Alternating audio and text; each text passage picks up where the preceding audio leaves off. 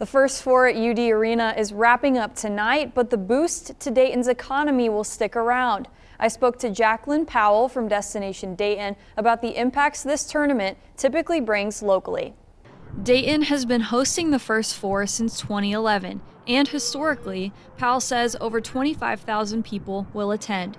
She says last night's games had a near-sellout crowd of over 12,000 people, and that attendance is expected to continue tonight. That is people who are spending money.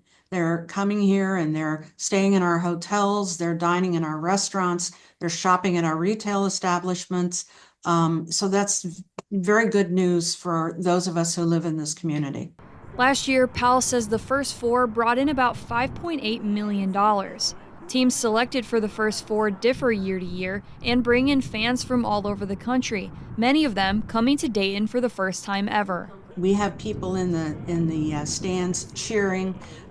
They've purchased their tickets before they even know who's playing in the games, and they're enthusiastic and they're respectful and they're just there to enjoy basketball. Destination Dayton's focus is to provide people with things to do when they aren't at UD Arena watching the games.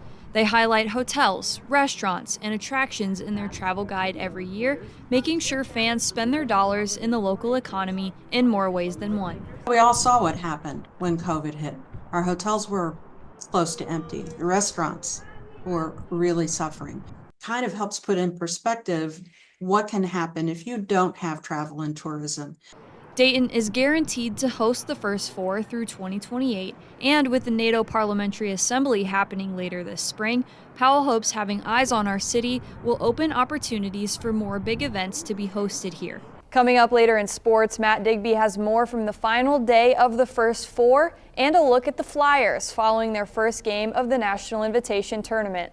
And also at UD Arena tonight, 70 students from the Delayed Enlistment Program, representing 4 different branches of the U.S. military, took their oath of enlistment. Wright-Patterson's 88th Base Air Wing took to social media, congratulating the group as they stated their commitment to serve the country in front of thousands of fans.